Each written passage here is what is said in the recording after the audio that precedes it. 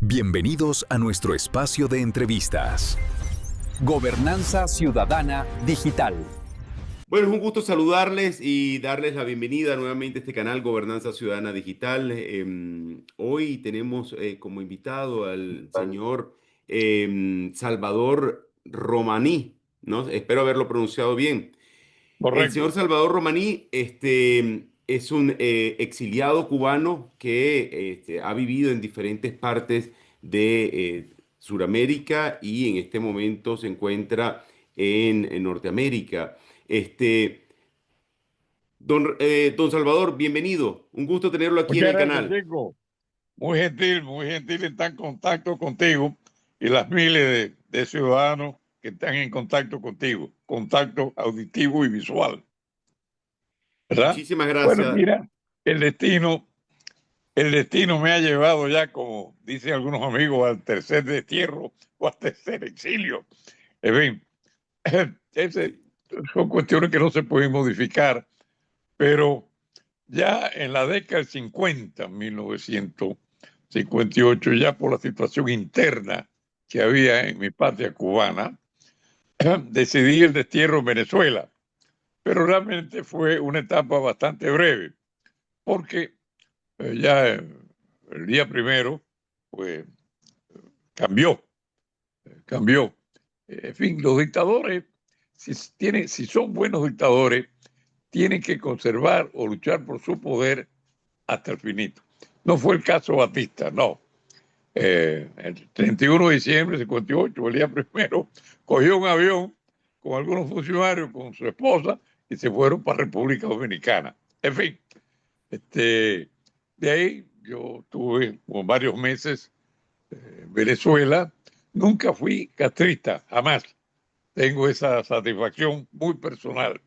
Eh, Procedo, Ramírez, de, de mi padre, que era un médico, uno de los fundadores del histórico Partido Auténtico. Ese partido dio dos extraordinarios presidentes cubanos, el doctor Ramón Grau San Martín, del 44 al 48, y el doctor Carlos Prío Socarrás, del 48 al 52, que no pudo terminar porque ahí el 10 de marzo del 52 se produjo el triste hecho del golpe militar de Fulgencio Batista contra la democracia. Eso le ha costado mucho al país. Pero el ¿Cuántos años desastre tenía usted, cubano no señor solamente... Salvador? ¿Cuántos años tenía Dígame, usted en ese momento? dígame. ¿Cuántos años tenía usted en ese momento? Bueno, chicos, yo nací en octubre de 1932. Ya en el 58 tenía 25, 26 años. Es lo que estaba allí. Ahí fue una lucha que, por cierto, Ramírez, fue muy interesante para mí, porque, en fin, ya yo me había graduado de periodista, venía en periódicos y en radio en Cuba, y cuando llego a Caracas, ¿verdad? Primero, no era batistiano, no era fidelista, pero en Caracas, la mayoría de los venezolanos y de los pocos cubanos que en ese momento había en Caracas, en Venezuela, pues eran fidelistas. Yo nunca, a Dios gracias, ese veneno ideológico nunca penetró en la mente mía. Entonces, bueno, ya, pero oye, esto es muy interesante, que yo creo que es tiempo ya de que se diga, Ramírez, y que se divulgue. Yo me caso por primera vez en diciembre del año 58 con Elena Gisper de Santiago de Cuba, donde yo también, mi familia es de Santiago de Cuba. ¿Qué ocurre entonces? Me agarra la caída de Batista, o la fuga, o la huida de Batista, me agarra, creo que en Costa Rica, México, luna de miel, las pequeñas cosas, y en marzo estoy regresando a Cuba.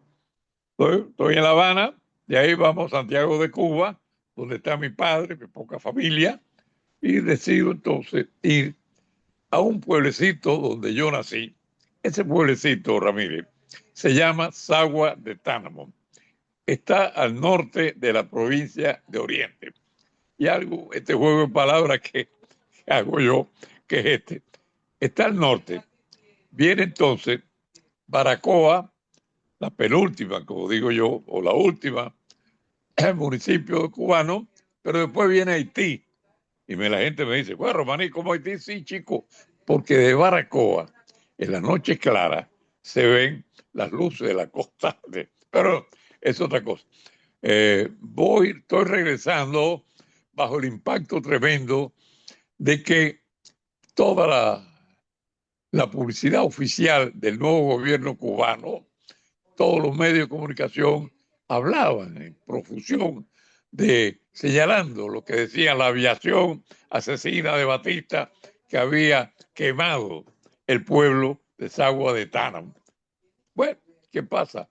Estoy en La Habana, voy a Santiago de Cuba, y de Santiago de Cuba cojo un avión y voy a Sagua de Tanam, el lugar donde nací, donde realmente pues mi padre, una persona muy querida, allí ejerció la medicina muchos años y fue la base política de él para que lo llevara al Congreso de la República. ¿Qué pasó, Ramírez? Estoy allí, efectivamente, cuando ahí veo casas chamusqueadas, ¿verdad? Eran las dos hileras de casas normales en los pueblos, que son, eh, una es la calle Maceo y la otra Martín, nuestros dos grandes patriotas. Efectivamente, Ramírez, estaban chamusqueadas. Le digo al taxista que me lleve entonces al hotel, al único hotel que teníamos en Sagua, que era el de Fernando Albuerne. Por cierto, chico, tío del famoso cantante nuestro Fernando Albuerne. Cuando estoy llegando allí, siento una voz que me dice, Salvadorito, o Pipi, me decían de niño. ¿Quién era? Era Ángel Cuervo, persona muy vinculada políticamente a mi padre. Yo estaba, desde el año 41 me habían llevado a La Habana. En fin, tiempo sin verlo, que yo de vez en cuando, una o dos veces al año, iba a Sagua. ¿Qué pasó con Ángel Cuervo? Al hotel no, y me lleva a su casa. En esas tertulias de 4 o 5 días, esas tertulias nocturnas, tú sabes lo que me confiesa, chico, que no era verdad que la aviación de Batista bombardease o quemase la calle, que fue el 26 de julio el que lo fue quemando, que él era el Cuervo, el jefe del 26 de julio en Sagua de Tanam, y que fueron ellos los que quemaron las casas de la calle Paseo, de la calle Martí. ¿Para qué? Para llegar al final donde había una plaza pública donde parte del ejército cubano estaba peleando. En fin, cosa interesante porque, como le digo, la corrupción, la corrupción de las Fuerzas Armadas era demasiado profunda, demasiado grave, que eso ayudó al triunfo de estos señores que han hundido a la República de Cuba. En lo que vengo diciendo, Ramírez, ya Cuba debiera llamarse con otro nombre. ¿Cómo es eso, Romanesi? República nada de nada. Esa es la realidad de la cuestión. Bueno, chicos, entonces que esas tertulias nocturnas, los 4 o 5 días que estuve ahí en Sagua saludando a las viejas familias, le pregunto también, bueno, dígame una cosa, chicos, ¿ustedes han hecho juicios militares aquí en Sagua? Me dice, sí, se han hecho, como no, varios juicios, pero usted sabe lo que me dice, Ramírez. Pero la sentencia viene dictada de Holguín. Holguín era el segundo municipio en importancia de Cuba. En fin, cosa ya que para mí, y esto es importante señalarlo, yo digo, Ramírez, que el periodista tiene una cierta facultad que no tiene el común de la gente. ¿Cuál es esa facultad? Que lo podemos percibir y ver donde la gente no ve ni oye. ¿Qué pasó? Cuando regreso a La Habana, regreso a Santiago, a La Habana, está mi señora, y le digo, mira chica, nos vamos. ¿Cómo? Sí, vamos a regresar a Venezuela. y le cuento lo que me refirió Ángel Cuervo. En fin, eso es importante que yo lo haya relatado, porque dice claramente cómo ese régimen bárbaro que ha oprimido y sigue destrozando a Cuba usa la mentira para esconder su barbaridad. Pero además, Ramírez, ¿qué pasó? Al regresar de Caracas a La Habana, saludo a varios compatriotas, entre ellos recuerdo uno, Chacho, le decíamos, de Radio Reloj, una emisora muy importante en La Habana. Yo trabajaba en otra emisora de radio, periódico, lo que sea. Y por cortesía, en fin, cuando nos vemos, me invita a ir a un juicio de apelación en La Cabaña a las 10 de la noche. Bueno, cosa que yo no pedí, pero voy, estoy allí presente. En la mitad del juicio veo un poco de rebelde, como se decía en ese momento, de soldado, todo barbudo, mal vestido, calzando el rifle al hombro, y le digo a él, oye, chacho, ¿y qué es esto? ¿Un juicio? ¿Cómo va a estar estos soldados aquí? Me dice, no, Romaní, es que esto es un juicio de apelación y ya tú sabes, eso fue, ya tú sabes. Pues. ¿Qué pasó, Ramiro? Que ya estaba prohibido que la gente presenciara los fusilamientos desde abajo, de donde se producía. Y ellos hablaron, argumentaron de una cortesía con un periodista X que venía de regreso a la patria y me permiten, chicos, bajar. Nunca, nunca. Mira, Ramírez, yo soy un hombre de una vida muy dilatada en todo sentido. Te puedo afirmar que nunca más yo aceptaría algo similar. El arrepentimiento que tengo es total al 101%. Tú me dirás, Romaní, ¿eso por qué? El fusilamiento, el acto de fusilamiento, Ramírez, se rige por leyes internacionales. La fundamental es que se le debe disparar a la zona torácica, al pecho del recluso, de lo que sea. ¿Qué pasó? Estoy abajo, veo que una guaguita blanca llega con 3 presos adentro, pero en una forma angular en la cual no pueden ver el paredón. Sale el primero y da la casualidad, chico, que yo lo conocía de vista y de poco trato. ¿Por qué? Porque en mis inicios del periodismo trabajé mucho lo que llamamos la crónica roja, reportero policial, y yo tenía que ir a casi todas las estaciones de policía a La Habana y ahí lo conocí. Bueno, lo ponen en el paredón, chico, el disparo, y cuando a consecuencia de ese primer disparo, ese hombre empieza a levantarse, erguirse, era más que un grito fortísimo, era desgarrador como ese hombre gritaba mientras se estaba incorporando.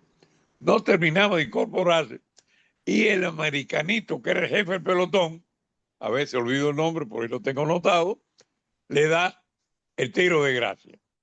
Al lado, en esos actos, está un médico y está un sacerdote. Bueno, el médico, yo no tengo por qué engañar, ni mentir. Yo estaría, a 2 metros detrás del médico, detrás del cura, y después del cubano que habían intentado matar. Y después lo mataron. Le aplican el médico lo reconoce, sigue respirando, y si sigue respirando, bueno, está vivo. Le dan el segundo tiro de gracia, Ramírez. Ya con el segundo tiro de gracia, ya en la tierra no había sangre, era masa encefálica. Le vuelve, lo revisa el médico y le hace señal al americanito de que está vivo. Pues chicos, le dan el tercer tiro de gracia. Todavía en el tercer tiro de gracia que lo reconocen, todavía por segundo o fracciones de segundo, ese corazón herido dejó de latir. Es increíble. El sacerdote ha debido intervenir ya después del primer, pero no, lo hizo al final. Eso que presencié que no se lo deseo a nadie, me sirvió, entre otras, aparte de la cosa que vi en Sahuetanán, a tomar la decisión de que estamos hablando efectivamente de esa impresión terrible que si uno eso a lo que yo presencié y lo que me enteré en Sagua de Tanam. ¿Qué pasó además? Estaba comentando, Ramírez. Cuba no era La Habana solamente, vivía en un carnaval de fanatismo criminal. Cuba, el catrismo del mismo enero, convirtió a Cuba en un carnaval de sangre. Ahí los fusilamientos, en fin. Mire, ya le conté lo que pasó. Estamos hablando de qué época, don Estamos Salvador. hablando, no, en el 59. En el 59. 59 yo regreso, primero voy a Venezuela en abril del 58. En diciembre, o 1 de enero, cae el gobierno de Batista. Regreso a Cuba en el mes de marzo del 59. Y regreso a Venezuela 2 meses después. ¿Por qué? Por lo que vi y por lo que, es lo que te estaba comentando ahorita, ¿para qué nos sirve? Sirve perfectamente el ejercicio del periodismo. Ver realmente la situación que los cubanos en su inmensa mayoría o en su total mayoría no podían ver. Eso fue lo que me indujo a regresar a Venezuela. Regresé a Venezuela en el mes de abril o mayo, algo así. E inmediatamente volví a trabajar en el periódico que yo había dejado, el periódico La Esfera. Era un periódico político por excelencia en Venezuela de muchos años, nuestro diario periódico. Ahí, ¿qué pasó en Venezuela? Esto es importantísimo, Ramírez. ¿Cuál fue la batalla enorme que tuve que iniciar? Y perdóneme la primera persona, perdóneme, excúseme tú, la primera persona. ¿Por qué digo la primera persona? Porque en ese periódico refiero, un periódico de carácter nacional, un matutino, ¿verdad? Me asignaron una columna diaria, una columna bastante amplia, que por cierto, la columna se llamaba Aquí Romaní. Esa columna, Ramírez, me sirvió, columna periodística, me sirvió para comenzar a decirle al pueblo venezolano, a demostrarle al pueblo venezolano la falsedad, lo triste, lo trágico y lo peligroso que estaba pasando en Cuba. ¿Por qué? Porque de hecho fue una misión para cambiar el estatus mental de ese momento de los venezolanos. Y así fue.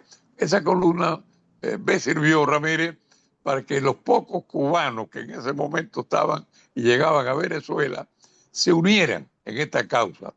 Y recuerdo porque este tipo de entrevistas también sirve para evocar o recordar cosas un poco insólitas o no de costumbre diaria o fácil.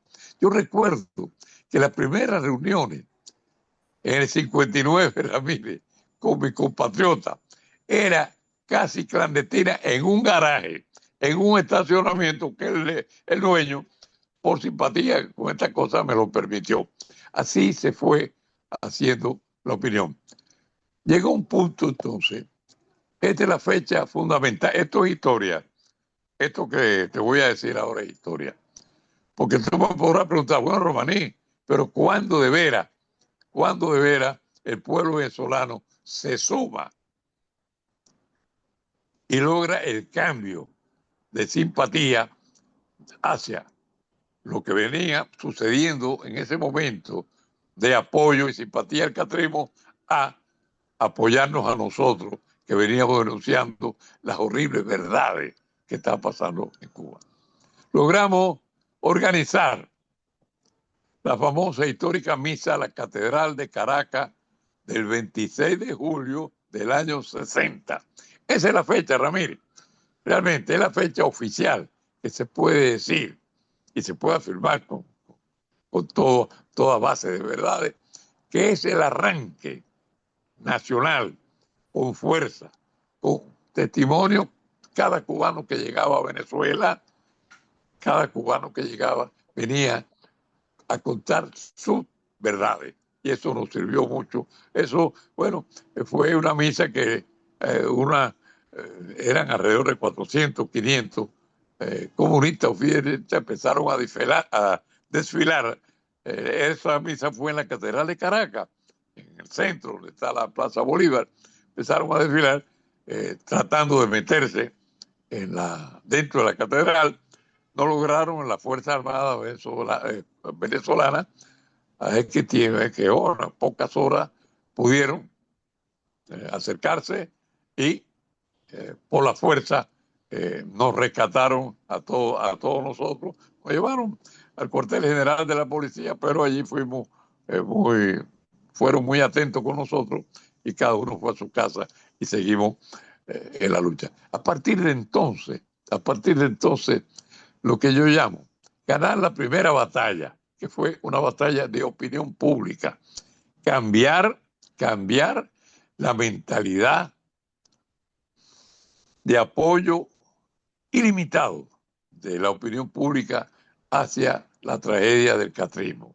Y efectivamente eso se logró y durante muchos años así fue. Después tuvimos la suerte de que en ese periodo pasó también la presidencia de Rómulo Betancourt, a quien yo digo que Rómulo Betancourt, chicos, es el único estadista nacido en el siglo XX en América Latina. Era un visionario, pero un visionario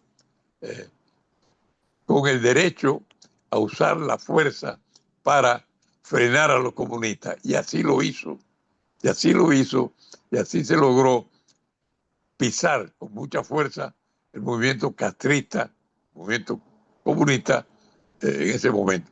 Yo recuerdo, a mitad no tuve con Rómulo, pero una persona fue la persona, lo voy a mencionar, Eugenio Soler Alonso, había sido embajador de Cuba por el castrismo en la India, después por razones como las de otros embajadores que renunciaron, regresó y un día cayó en Venezuela y nos conocimos, hicimos una buena amistad.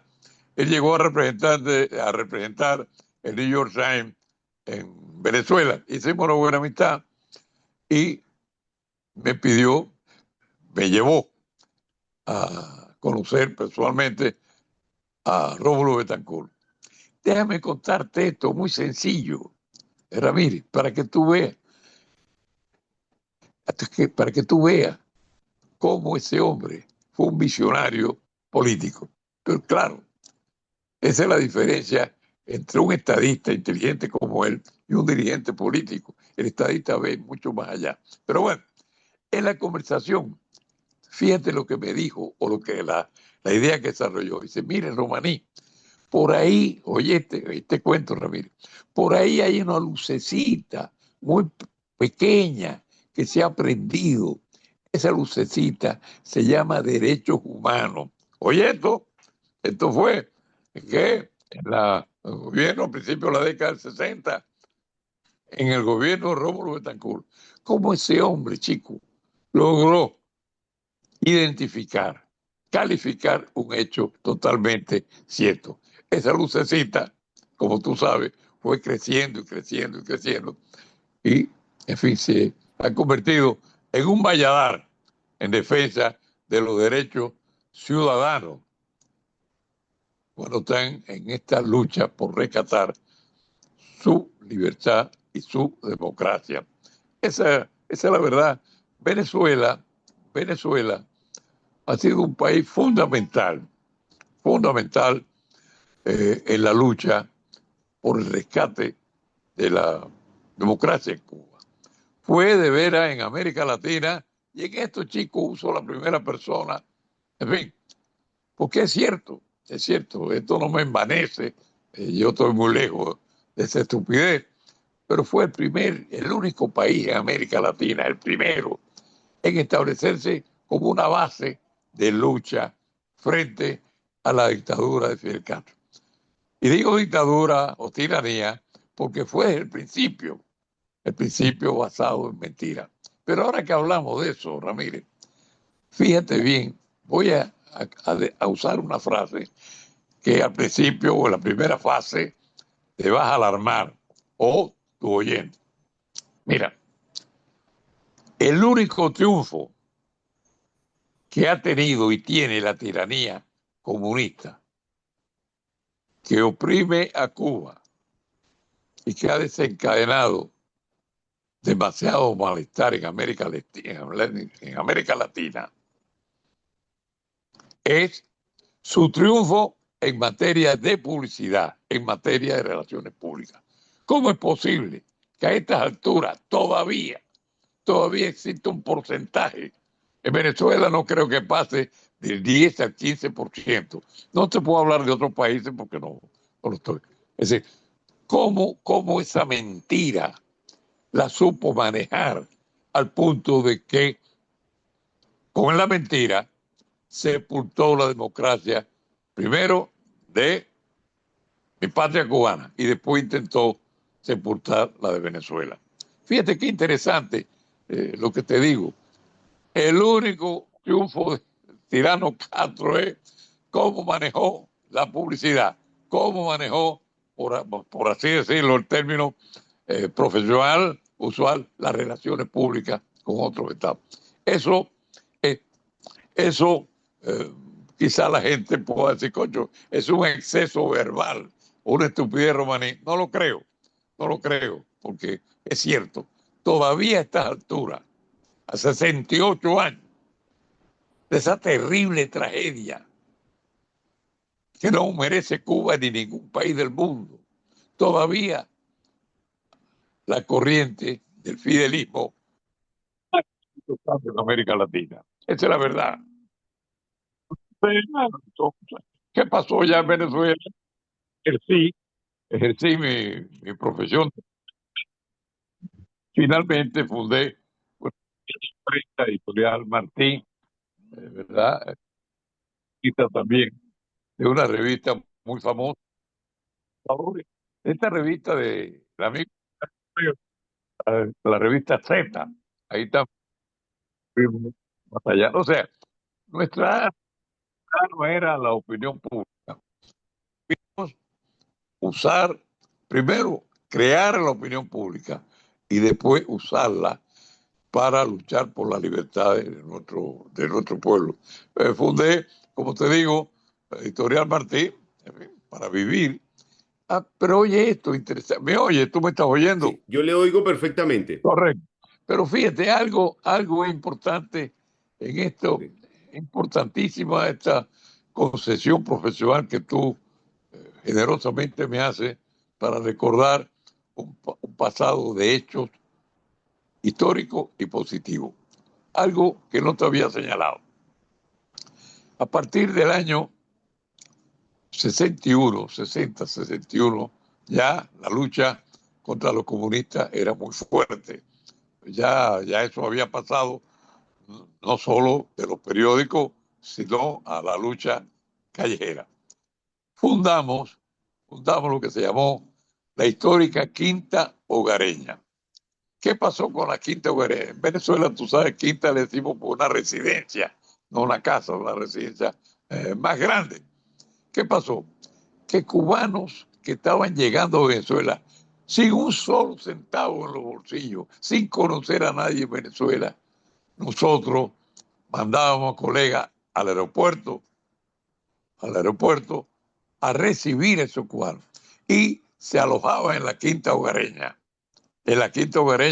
donde tenían para dormir, desayunar, almorzar y cenar. Pero oye esto, importantísimo. Esos exiliados creamos entonces el famoso, y digo famoso porque fue muy valiente ese periódico, famoso periódico Debate, un semanario. Ese semanario no se regalaba, Ramírez. Lo editábamos, lo imprimíamos el viernes o sábado y se repartía los domingos. ¿Quiénes lo repartían? Fundamentalmente las damas exiliadas que estaban formando parte de esta lucha. La mujer cubana ha dado un ejemplo extraordinario de valor y de amor a la lucha por la libertad de Cuba. Muchas de esas damas exiliadas en Venezuela y otros exiliados vendían públicamente el periódico Debate, creo que lo vendían a Bolívar en ese momento. Bolívar, con ese Bolívar, que con base como cuartel general, la Quinta Hogareña, que se hizo muy famosa en Venezuela porque era el centro, el cuartel general de lucha anticastrista. Ahí nació lo que fundamos, y no fue Salvador Romaní el único. Los 5 periodistas fundamos ese histórico semanario que lo hacíamos circular los domingos, era un semanario, pero eran 5 periodistas. Ahí estaban extraordinarios periodistas como Carlos Romero, Laurentino Rodríguez, Rolando Blanco Bolaño y Romualdo Ventura, y un servidor, Salvador Romaní. Esa es, pero fíjate, no solamente lo que hizo el periodismo, el ejercicio del periodismo para crear conciencia de lucha por la libertad y la democracia en Cuba. Fueron periodistas, esa es la verdad. En Miami comenzaban a llegar a Miami empresarios de periódicos, que hizo el gobierno castrista, pues efectivamente acabar con la Fuerza Armada y acabar con la libertad de prensa, secuestró y robó a todos los periódicos. Y los dueños y los periodistas emigraron, la mayoría a Estados Unidos. Pues el ejercicio del periodismo aquí de los cubanos fue más lento, no sé por qué. Nosotros de hecho ya estábamos funcionando en Venezuela a mitad de la década del 60 como Colegio Nacional de Periodistas de Cuba en el exilio. Y aquí en Miami en ese momento también comenzó a surgir. Usted decía que ese periódico que se distribuía los domingos eran damas cubanas de un extraordinario valor. Hay que ver salir a las calles de Caracas a regalar, no. El periódico Debate se vendía. A diferencia de lo que pasaba aquí en Estados Unidos, que surgieron después muchos periódicos que se regalaban, nunca se vendían. Pero observa esto interesante, porque este espacio que generosamente nos has concedido va a quedar como un reservorio de verdades no conocidas. ¿Como cuáles? La Quinta Hogareña, ¿cómo se pagaba el alquiler? ¿Cómo se mantenía? Ahí teníamos hasta plantas, pequeñas plantas de Londres, como se dice. 2 cocineros. Dormían 36 personas allí. ¿Quién regalaba las camas? ¿Quién regalaba las comidas? Eran venezolanos. Entonces, ¿por qué te digo esto? ¿Por qué te señalo? Porque a diferencia de otros países, concretamente Estados Unidos, era el gobierno americano a través del CIA el que otorgaba fondos para que funcionasen instituciones similares. Pero ahora que yo menciono eso, Sí. también tengo este viejo criterio. Lo peor en estas luchas es depender o contar solamente con un aliado y con un amigo. Ese es el caso específico de nosotros los cubanos. Hemos tenido solamente un aliado, hemos tenido solamente un amigo. Ocasionalmente, como fue el caso de Venezuela, a Rómulo Betancourt. En Argentina fue una pasantía también. Eso es lo peor y lo más dañino que tú puedes establecer en estos procesos. Pero en fin, los cubanos hemos tratado de superar eso. Y te digo, no lo hemos logrado. Fíjate este criterio que tengo. La década del 60 la década del 70, la década del 80, marca definitivamente los años de lucha muy firme, muy activa contra el régimen castrocomunista.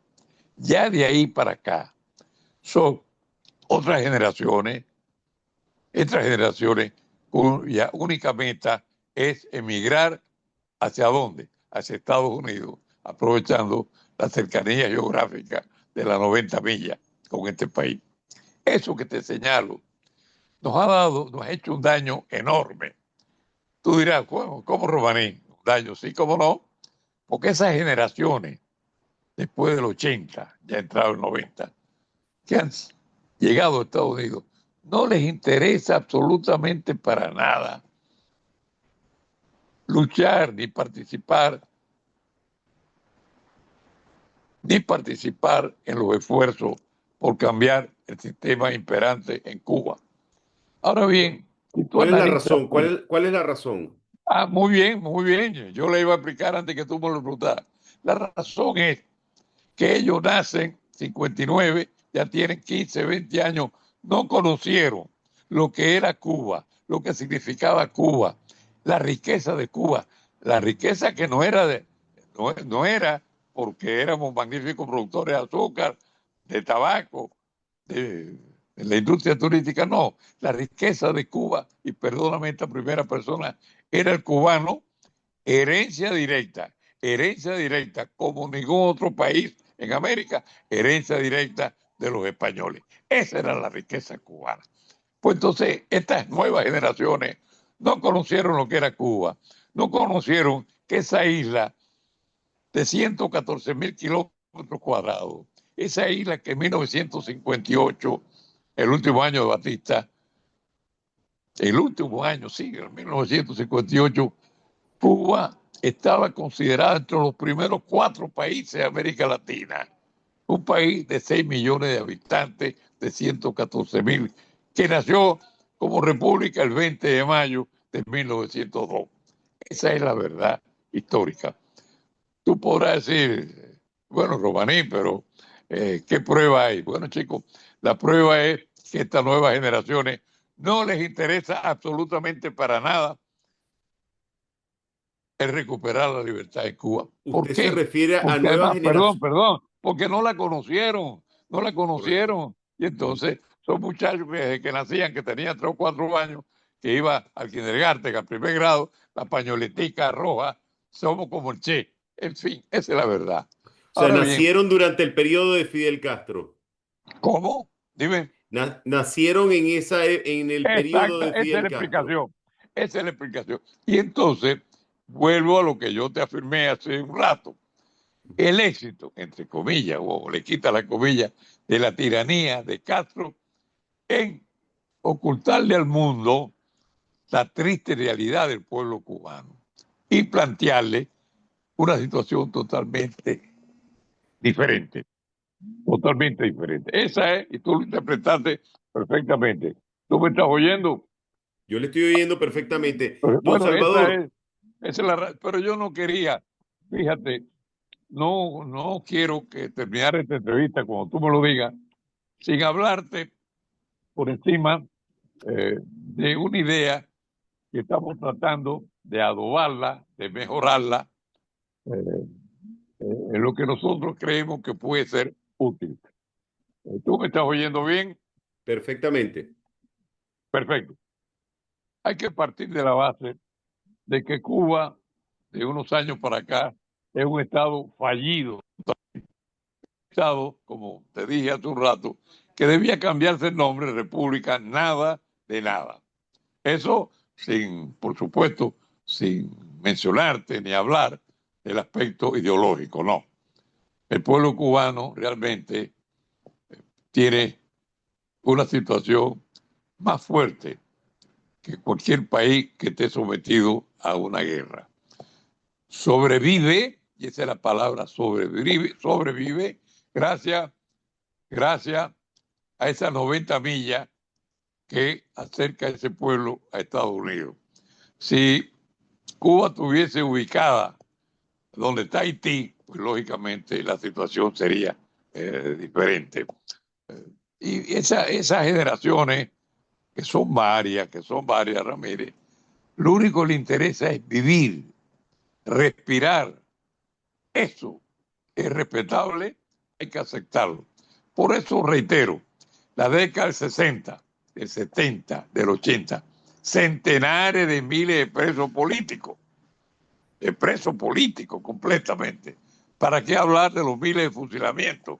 Algún día, algún día se podrá especificar con nombre y apellido y lugar donde los cubanos eran llevados al paredón, ¿verdad?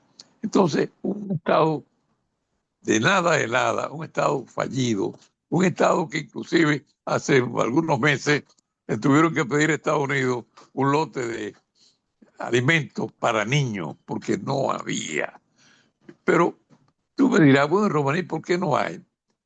Yo pienso lo siguiente, el régimen comunista como tal significa lo negativo, significa destruir, destruye la persona humana, pero también destruye lo que es fundamental, los medios de producción, bajo el cuento bien vendido por ellos, de que con eso se equilibraba el acceso, el acceso de toda la ciudadanía, cosa que es totalmente mentira.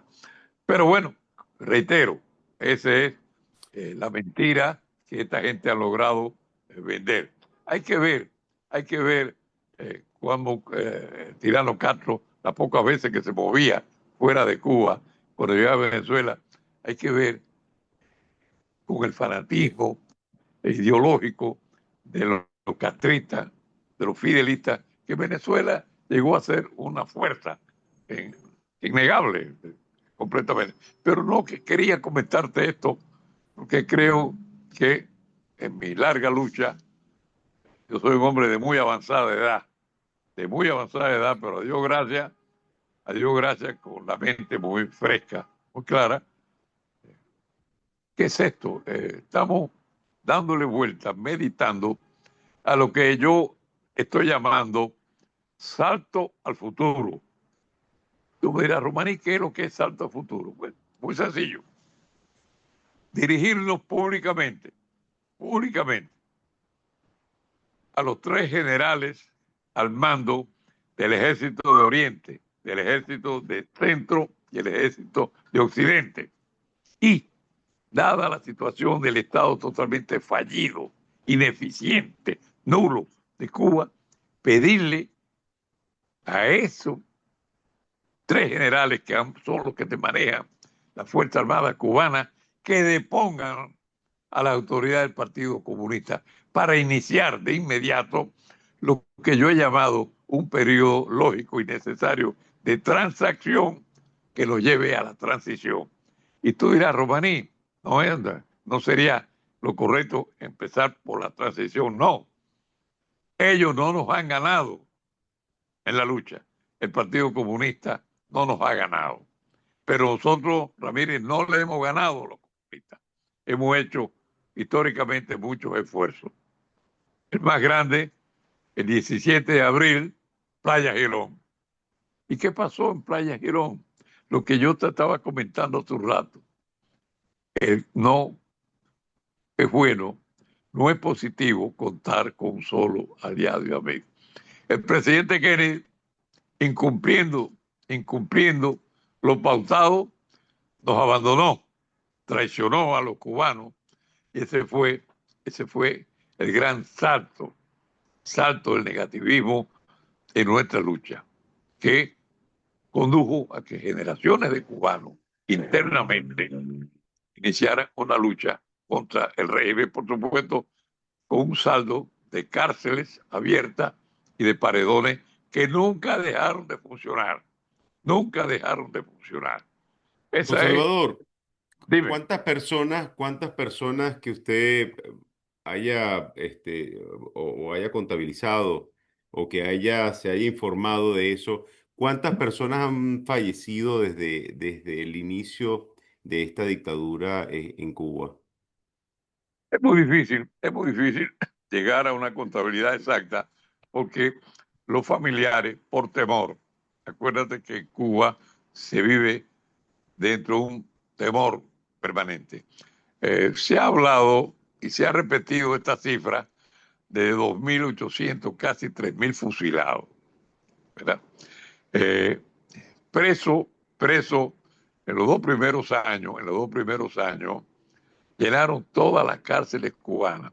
La cárcel construida a principios del siglo pasado, la famosa cárcel de Isla de Pino, fue la que más presos recibió, más de 500 presos solamente en Isla de Pino.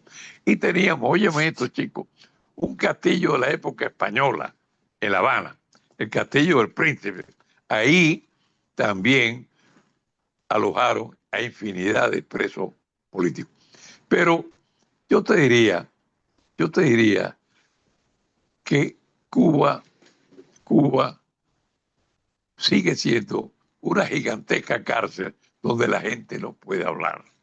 Y la gente no puede hablar. Primero, al principio se hablaba, te quitaban la casa. Si querías salir del país, tenía que tener una tarjeta X, que si el régimen no te la daba, no podías salir. Es decir, ha sido una lucha contra dificultad y dificultad permanente. Desde luego, el régimen bárbaro de Cuba ha sabido utilizar positivamente para ello su cercanía geográfica con Estados Unidos. Mira, Ramírez, en Cuba, en el año entre 21 y 22, no tengo la cifra de los otros 3 o 4 años, llegaron a Cuba 7.000 millones de dólares manejados por los cubanos. 7.000 millones de dólares. No hay dictadura en el mundo que se caiga cuando reciba todo eso. Sí. La medida iniciada por el gobierno americano para enfrentar desde un principio la barbaridad política de Cuba ha sido violada constantemente.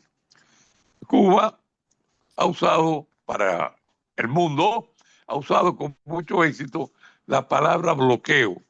Cuba no ha sido bloqueada en ningún momento. Las famosas leyes americanas aplicadas hace más de 60 años contra Cuba dejaban abierta la puerta de la medicina y de la comida. Fíjate, todo el pollo que se come en Cuba sale de la Florida. La Florida es el mejor estado que vende pollo a Cuba. Y otros estados te reciben otras cosas. Pero esa es la realidad que, por supuesto, nunca van a proclamar, ni mucho menos aceptar. Es lo que digo yo, la cercanía geográfica ha sido el gran aliado de Cuba comunista.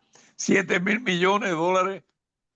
Estaba revisando una cifra que me mostraron del año entre 21 y 22. No tengo las otras cifras. Pero ha llegado hasta este punto. El año pasado, chicos, un cubano, no sé quién, pues exportó a Cuba un auto eléctrico. ¿Sabes lo que es eso? Cuba, si tú estás al tanto de situaciones, ahora mismo han repetido algo que lo hace con frecuencia. Como son miles y miles de cubanos que viajan diariamente, fundamentalmente de la Florida hacia Cuba, cuando tú llegas al aeropuerto y tú ves una persona con 8 bultos, 10 maletas, ese es un cubano. Y bueno, ¿qué han hecho las autoridades cubanas por reiteración? Ahora, la semana pasada lo repitieron. Le permiten entrar todo tipo de productos sin comprar ningún tipo de arancel, ningún impuesto. ¿Por qué? Porque lo necesitan. Esa es la verdad. Seguimos siendo un pueblo en su búsqueda de libertad muy solo, muy solo. Dependemos de Estados Unidos. Ahora que se ha producido ese hecho histórico de la captura del señor Maduro, muchas personas piensan que lo de Cuba es inminente. Yo tengo ideas diferentes. El régimen comunista, por el terror, está la estructura está sólidamente asentada en el país. El pueblo cubano, las pocas veces que sale a protestar, es porque no hay luz, porque no hay agua, porque no hay comida. Nunca, nunca, nunca verás que es por la falta de libertad el derecho a hablar, el derecho a protestar, el derecho a gritar. Esa es la verdad. Yo no tengo por qué en esto, discrepo de mis compatriotas en otras literaturas del exilio aquí en Estados Unidos, como en la Florida, de no decir la verdad. Hay que decirla. Por eso, y vuelvo a lo que te estaba planteando, de lo que es el salto al futuro. Cuba es esto, señores, y observa este dato. En los actos represivos terribles que ha habido en Cuba, son varios, los más importantes, el ejército cubano no participa, no, sino lo que participa son los miembros del Ministerio del Interior, fundamentalmente, no el ejército. Pero además, pedirle a esos tres ejércitos, Centro, Oriente y Occidente, que depongan a Cuba para ir a un proceso inmediato de transacción y de transición posterior. Ahora bien, y quedarían impunes estos actos terribles de cubanos cuando derriban dos avionetas, cuando hunden un barco cargado de niños tratando de llegar a Estados Unidos. No. En esto yo planteo que los cubanos podríamos imitar o reformar de cierta forma lo que han hecho los colombianos, el gobierno colombiano en relación a la FARC. Una justicia un poco diferente para enfrentar y llevar a los tribunales a los responsables. Pero cuando en Cuba tú puedas establecer una base de transacción en busca de la transición, es pedirle, por supuesto, a quien no, sino a Estados Unidos, la ayuda completa, fundamentalmente económica. Mira, Argentina hace pocos meses, creo yo, sin pedirla, el presidente Trump le dio 20.000 millones de dólares a Argentina de préstamo. Claro, conociendo la simpatía extraordinaria de los dos presidentes, Trump y Milei, fue un dinero que ayudó decisivamente a la gran victoria electoral de fines del año pasado, el partido de Milei. Pero bueno, nosotros podemos contar con organismos internacionales, el Fondo Monetario Internacional, pero fundamentalmente con la voluntad de Washington, que estoy seguro que estaría obligada a ayudarlo económicamente en este sentido, para que los cubanos podamos enfrentar la reconstrucción. Y de ahora que hablamos de reconstrucción, yo te diría, a ver, mira, es más grave lo que hay que buscar en el ser humano, usando la palabra un poco fuerte de reconstrucción mental del cubano, no ideológica, sino el daño enorme que se ha cometido con varias generaciones cubanas que no conocen lo que es la palabra democracia, lo que es la palabra libertad. Yo estoy cansado cuando me encuentro en Miami, muchachos jóvenes o gente de 40 o 50 años tomando un café. Antier justamente, una persona, esta señora tiene 60 años, estaba trabajando en una cadena aquí, y le digo, chico, ¿y usted sabe lo que es el 20 de mayo en Cuba? Pues chico, no lo conoce, no sabe lo que significa el 20 de mayo, no sabe cómo nació la República de Cuba el 20 de mayo de 1902. Esa es la verdad. El gran triunfo del comunismo en Cuba ha sido destruir, destrozar, hacer que las nuevas generaciones cubanas desconozcan la historia del país. En esa cuestión que te estoy plantando, el salto futuro, futuro, es, como digo yo, no para discutir dentro del exilio, no. Esto es una fórmula dentro de Cuba que inmediatamente pudiera ir de veras a dar unos cambios extraordinarios. Y tú dirás, Romaní, ¿y esos cambios posibles política? Bueno, mira, estamos a mediados del mes de enero del año 26, el día 3 de enero de este año, se ha producido un hecho que es historia. Historia desde el punto de vista político e historia desde el punto de vista militar. Se ha capturado a un presidente y a su mujer y ese mismo día ya estaban encerrados en una cárcel en Nueva York. Eso quiere decir, sencillamente, que todo en política, como digo yo, no lo digo yo, tú sabes muy bien que en política se puede definir la forma más sencilla. Política es el arte de lo posible, y en Cuba nosotros podemos lograr eso, buscando primero cambios esenciales dentro de Cuba. Primero, abrir las cárceles cubanas que siguen llenas. Pero oye esto, dentro de las cárceles hay un porcentaje extraordinario, no hay organismo nuestro que diga exactamente la cantidad, pero muchos jóvenes cubanos. Y tú dirás, ¿cómo jóvenes? Sí, la gran algarada, el gran alzamiento de protesta en Cuba fue el 11 de julio de 1921, perdón, 2021, donde todo el país se alzó en Correcto, lo protesta recuerdo. Ujú. verbal contra la tiranía. Pero eso ha pasado nada más que en esta ocasión, que todavía además esto es muy interesante, también, es muy interesante, ninguna organización del exilio, ningún movimiento interno en Cuba puede adjudicarse el triunfo de lo que ocurrió ese día.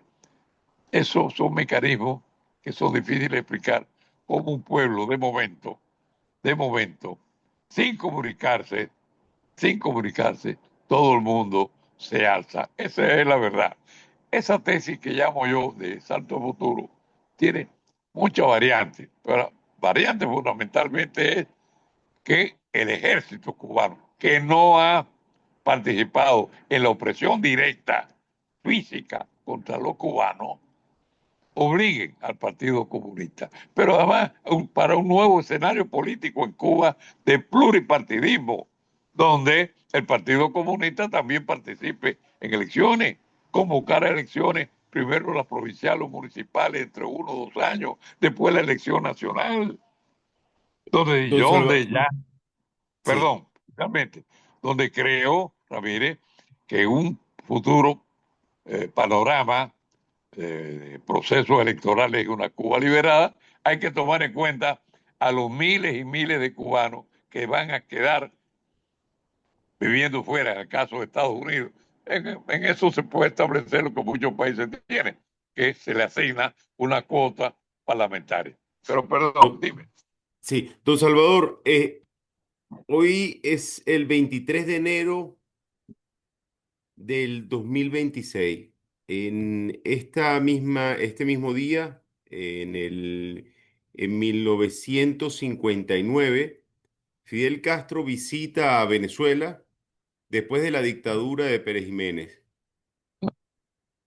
Caso que originó en Venezuela prácticamente el nacimiento o el resurgimiento de esa mentalidad comunista. Y quiero rescatar unas palabras que usted dijo, que a los jóvenes cubanos en este momento lo que hay que hacer es, no es externo, sino es interno, es Claro, recuperar esa, ese pensamiento democrático, aunque la democracia es imperfecta, la democracia ha sido utilizada para crear actos inclusive de los peores actos que se puede imaginar la humanidad.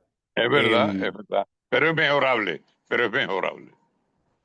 sí, el tema sí que quiero conversarlo con usted En Venezuela, desde el año 1959 se viene construyendo un comportamiento colectivo basado en ese pensamiento comunista, castrista. ¿Cuál cree Sí, usted, cuál cree usted, y aquí le hago la pregunta, este, que durante todo este tiempo, estamos hablando desde 1959, los partidos políticos en Venezuela se crearon bajo esa convicción, bajo esa condición eh, este, comunista, ¿no? ¿Cree bueno, usted? Sí, perdón, yo entiendo perfectamente lo que está planteando, lo que ha estado sucediendo con los partidos políticos de Venezuela, fundamentalmente los tres partidos que han regido hasta que estos bárbaros se apoderaron de Venezuela, que es el Partido de Acción Democrática, Partido COPEI y también el Partido URD de Jovito Villalba. Esos tres partidos tuvieron problemas internos, por eso que tú estás señalando, porque el veneno del fanatismo eso es lo que quería izquierdista, decirle, el sí. fanatismo se mezcló o trató de controlar los partidos políticos que llevaron a la presidencia a Rómulo Betancourt, a Caldera y a Joito, que no pudo llegar a la presidencia. Tan grave fue la situación que tú sabes que Acción Democrática por cierto, dirigido la la principal división por el profesor Luis Beltrán Prieto, fíjate, que por cierto había estado exiliado en Cuba. Porque, mira, chico, es interesante esa correlación política, eh, sentimental de los pueblos de Cuba y de Venezuela. Es Martí cuando llega a Venezuela, que va a la Plaza Bolívar, ¿verdad? A rendir homenaje, ¿verdad? Son los venezolanos cuando el 24 de noviembre de 1948, cuando derrocan a Pérez Jiménez, esa dirigencia democrática venezolana va a Cuba, a sentarse a Cuba. Allá llega Rómulo Gallego, allá llega Rómulo Betancourt. Carlos Andrés Pérez era un jovencito ayudante de Betancourt. En fin, cómo se ha logrado mantener, ¿verdad? Esa afinidad. Y esto, desde el punto de vista práctico, yo te lo voy a resumir como lo repito.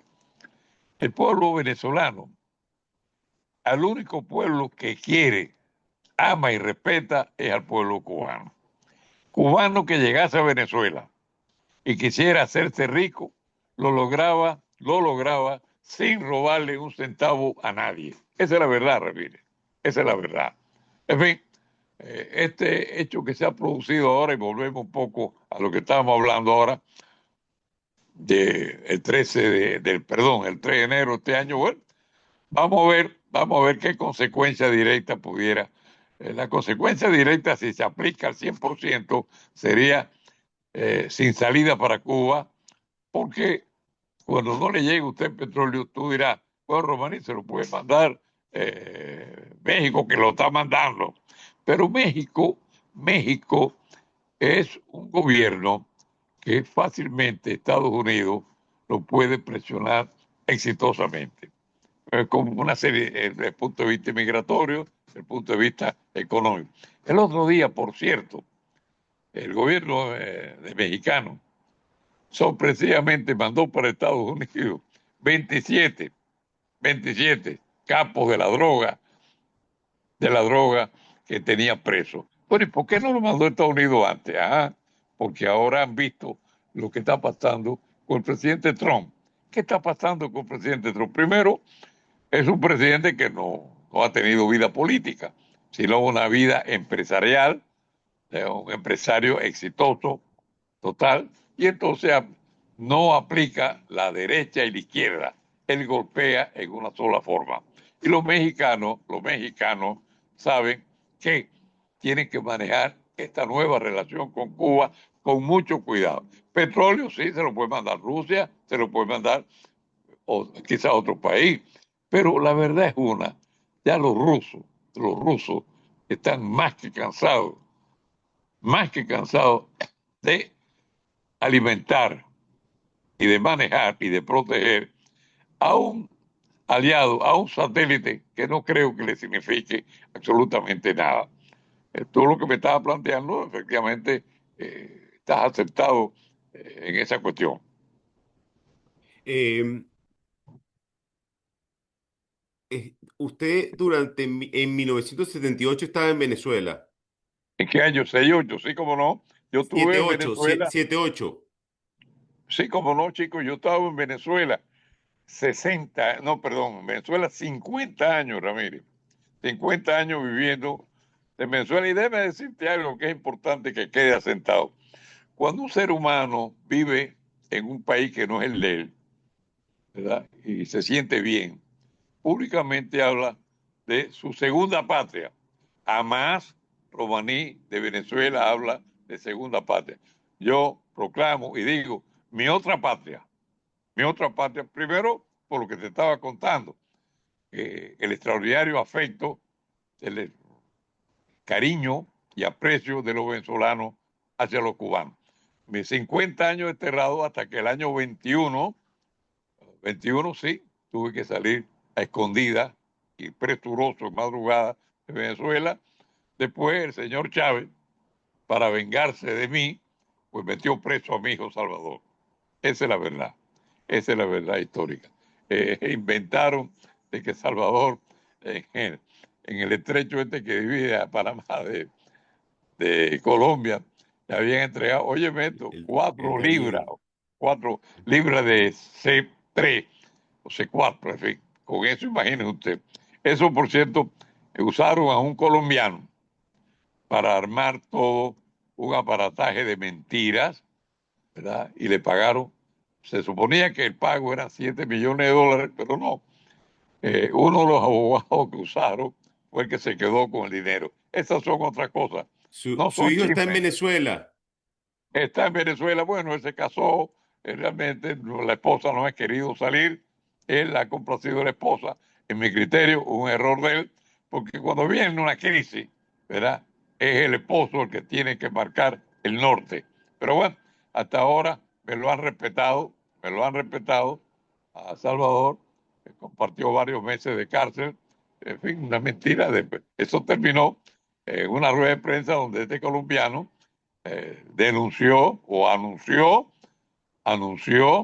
que era un plan del gobierno venezolano, que pagado todo, para inventar esto, en la cual eh, metieron a Salvador Hijo, a una periodista venezolana, Patricia Poleo, a un general, a un general retirado de la Guardia Nacional y a un inversor, un inversionista, un empresario muy exitoso allá. Esa fue la gran obra y lo metieron preso como hacen ellos. Ellos meter preso con este sistema es muy fácil y muy difícil abrir las cárceles para que salgan.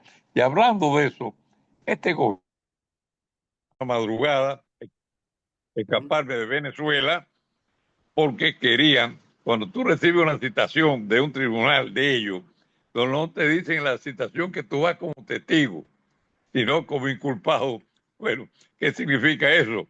Que desde el tribunal va para la cárcel. En fin, yo pude escaparme, estoy en Estados Unidos el año 20, sí, 21 fue. A poco tiempo después se vengaron de mi hijo, se vengaron terriblemente, lo metieron preso, inventaron de que en esta zona, en ese momento era casi desértica, ahora los cubanos que emigraban a Estados Unidos pasaban todos los días por ahí entre Colombia y Panamá, y que le habían entregado 4 libras de C4. Imagínate usted, no con 4 libras, con una abuela en un pueblo entero. Toda mentira. Habían ofrecido un poco de miles de dólares, que en definitiva el gobierno dio parte de ese dinero, pero se lo cogió el abogado. El colombiano, que fue el que usaron para mentir, terminó la situación en una rueda de prensa en Venezuela diciendo la verdad. El Salvador tuvo preso varios meses, junto con la periodista Patricia Poleo. Patricia Poleo fue la única que no fue detenida porque en una lancha la llevaron a Curazao, pero también agarraron a un general retirado de la Guardia Nacional y a un muy poderoso empresario, y a Salvador. Esa es la verdad, y después se supo todo. Es Eh, decir, do- el régimen chavista, ¿para qué le voy a decir madurista? Porque la base del chavismo es fundamentalmente el daño y la mentira. Dime, Ramírez. sí, don Salvador, retornemos un poco a la pregunta que le había hecho sobre la influencia del comunismo, del castrismo en los partidos políticos venezolanos. ¿Usted cree que existe eh, alguna razón del por qué algunos actores de la política de oposición no han sido lo suficientemente directos o hayan tenido una posición mucho más directa en contra del gobierno, en contra del régimen, por existir algún vínculo con el comunismo? Por una razón muy sencilla, la palabra en mi criterio lo define, oportunismo, oportunismo político. No Sí le tiene nada hizo que ver con daño. ideología No, comunista. absolutamente no, chico, oportunismo. Yo te estaba mencionando, no sé si ya se había interrumpido la conversación, cómo penetró Acción Democrática, penetró a COPEI y penetró a URD, máximo a URD. Y en el caso de Acción Democrática, porque era un partido muy poderoso, de una base de militancia muy mayoritaria en Venezuela. Tan fue así que Acción Democrática se dividió. En esa división se crea por esa división el MEP, Movimiento Electoral, dirigido por Luis Bertrán Prieto Figueroa, una figura importantísima en Acción Democrática, de los fundadores de Acción Democrática, que había estado en Cuba cuando, bueno, es que esto es esta historia, cuando se produce el golpe militar contra Rómulo Gallego el 24 de noviembre de 1948, toda la dirigencia política venezolana se refugió en Cuba, donde fueron atendidos en todo sentido, con mucho cariño. Se acababa de estrenar en Cuba el gobierno auténtico, porque así se llamaba el partido, del presidente Pío Socarrá, el 10 de octubre de 1952. Esa es la verdad. Pero como dices tú señalas, fue una influencia que ha durado muchos años. Ahora bien, duró en URD y eso acabó con ese partido. Un partido que pudo tener una X importancia desde el punto de vista interno electoral. Acabó. A COPEI fue más difícil porque en definitiva el Partido Social Cristiano COPEI tenía primero una base, vamos a decirla, no sé, la gente evita decirlo, pero es verdad, había una base religiosa muy fuerte. Eso Tiene la ayudó. cámara un poco torcida, don Salvador. Correcto. Y Sí, ahora, ahora sí. Ujú, ahora sí. y entonces te reitero, en Acción Democrática, sí, al En punto de la Copey, estamos división. hablando de Copey. No, ahora en COPEI te estaba diciendo que fue más difícil, mucho más difícil. Se perfilaron ciertos aires de izquierda, pero una izquierda democrática y muy ligera. ¿Por qué? Te estaba diciendo, en mi criterio, esto es algo que en Venezuela nunca se quiere decir públicamente, es esta, la base de militancia ideológica del Partido COPEI, Social Cristiano COPEI, es la religión. La religión católica es la que lo ha unido. Ahora bien, en Acción Democrática el daño fue terrible, terrible, hasta el punto, te reitero, que llegó a dividirse el partido. Esa división la dirigió el profesor Luis Bertrán Prieto Figueroa, que por cierto te contaba que fue de los dirigentes de AD, era uno de los fundadores, que a raíz del golpe militar contra el presidente Rómulo Gallego, 24 de noviembre del 48, esa alta dirigencia de Acción Democrática se refugió en Cuba. Ahí llegó Rómulo Betancourt, llegó Rómulo Gallego, en fin, la alta dirigencia. Pero lo que tú señalas es exactamente cierto. La muerte de Renio Tolina está vinculado también a la participación de los cubanos del régimen castrista en Venezuela. Mira, mira, es un capítulo que nunca se ha querido abrir.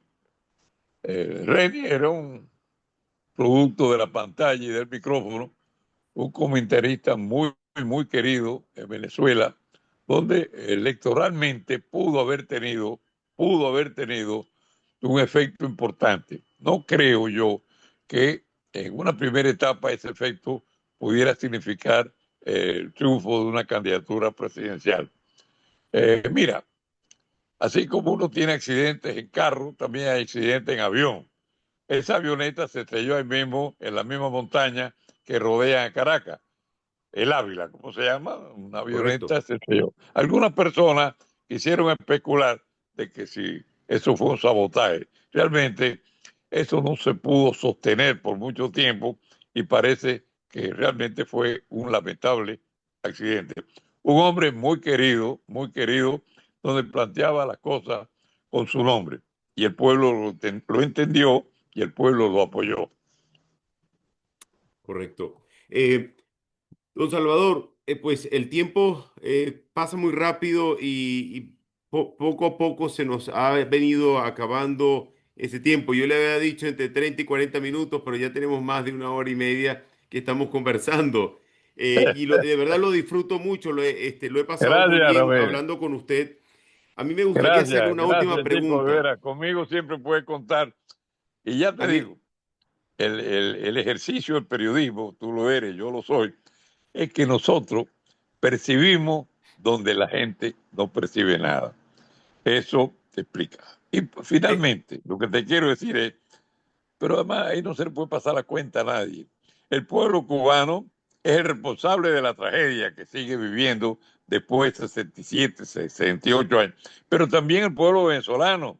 Hay que ver cómo adoró a Chávez, un señor que violó, rompió la constitución de Venezuela, más de 60 muertos, y después, en que, bueno, no sé si rapto de ingenuidad, aunque era un hombre muy brillante, el presidente Caldera eh, lo sacó de la cárcel. En fin, esa es la historia.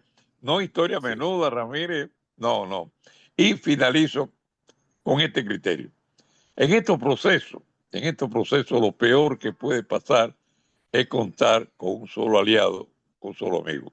Te agradezco profundamente, ¿verdad? El tiempo que tú me has dedicado a que analicemos esta causa tan perfectamente unida, porque el comunismo, con su tragedia a cuesta, une a los pueblos. Gracias por todo. gracias, don Salvador. Muchísimas gracias y siempre bienvenido. Este es su canal también.